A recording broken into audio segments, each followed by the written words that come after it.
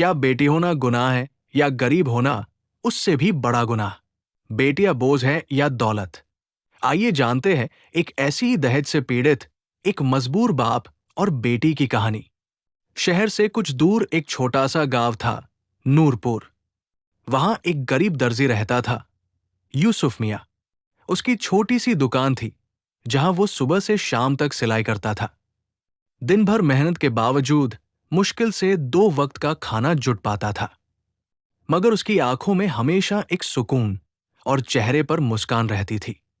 यूसुफ मियां की एक ही बेटी थी, फरजाना। वो तालीम याफ्ता, समझदार और बहुत हया वाली लड़की थी। मां के गुजर जाने के बाद वही घर की जिम्मेदारियां संभालती थी।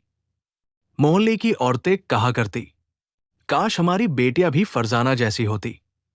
फरजाना अब शादी की उम्र में आ चुकी थी। यूसुफ मियां चाहते थे कि उसे किसी नेक और डरे खुदा इंसान के साथ बिठा दे। एक दिन गांव के मौलवी साहब आए और बोले, यूसुफ भाई, एक अच्छा रिश्ता आया है।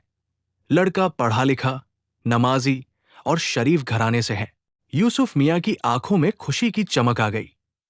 मगर उसी पल मौलवी साहब ने धीमी आवाज में कहा, बस एक बात है।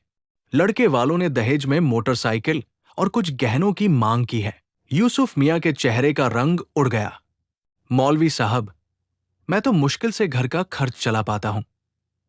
ये सब कहां से लाऊं? मौलवी साहब ने बस इतना कहा, भाई, जमाना ऐसा है, कुछ न कुछ तो देना पड़ेगा। उस रात यूसुफ मियां देर तक सिलाई करता रहा। सुई चलती रही, आंखों से आंसू बहते रहे। उसने सोचा, क्या गरीब बाप की बेटी को खुशियां नहीं मिल सकती? क्या बेटी के हाथ पीले करने के लिए सोने चांदी की जरूरत है? फरजाना ने बाप की हालत देखी तो बोली, अब्बू, आप इतना परेशान मत होइए। अल्लाह मेरे लिए बेहतर लिखेगा।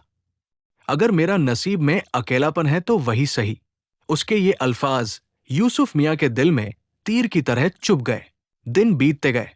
हर बार नया रिश्ता आता, मगर दहेज की मांगे सुनकर यूसुफ मियां पीछे हट जाता। कोई फ्रिज मांगता, कोई सोने की चेन, कोई नकदी। आखिर एक दिन गांव के लोग ताने देने लगे, फरजाना अब तो उम्र निकल रही है। यूसुफ मियां तो शायद किसी अमीर के इंतजार में है। यूसुफ मियां चुप रह जाते। बस फरजाना की आंखों में आंसू देख उनके दिल का बोझ और बढ़ जाता। एक दिन तेज बारिश में यूसुफ मियां की सिलाई की दुकान ढह गई। जो थोड़ा बहुत सहारा था वो भी खत्म हो गया। अब घर में खाने को भी मुश्किल से होता था। फरजाना ने चुपचाप सिलाई का काम घर पर शुरू किया। उसने अपने हाथों से पुराने कपड़े सीने शुरू किए ताकि अब्बू को कुछ आराम मिल सके। कुछ महीनों बाद गांव में एक नया शिक्षक आया, एहसान। वो पढ़ा लिखा, शरीफ और समझदार नौजवान था।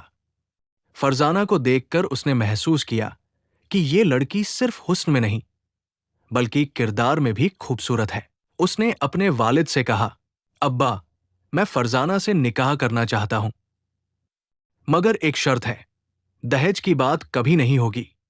यूसुफ मियां की आंखों से आंसू छलक पड़े। उन्होंने कहा, बेटा, तुम जैसे लोगों की वजह से इंसानियत जिंदा है। निकाह सादगी से हुआ, सिर्फ कुछ रिश्तेदार, एक इमाम और अल्लाह का नाम। फरजाना ने मुस्कुराते हुए कहा, अब्बू, आपने जो सब्र किया उसका फल मुझे आज मिला है। गांव के लोग आज भी कहते हैं, एहसान और फरजाना की जोड़ी अल्लाह ने खुद बनाई थी। उनकी कहानी ने गांव में एक नई सोच जगाई। अब कोई भी अपनी बेटी की शादी में दहेज की बात नहीं करता। दहेज इंसानियत पर धब्बा है। जिस रिश्ते की नींव सोने चांदी पर रखी जाए वहां बरकत नहीं होती।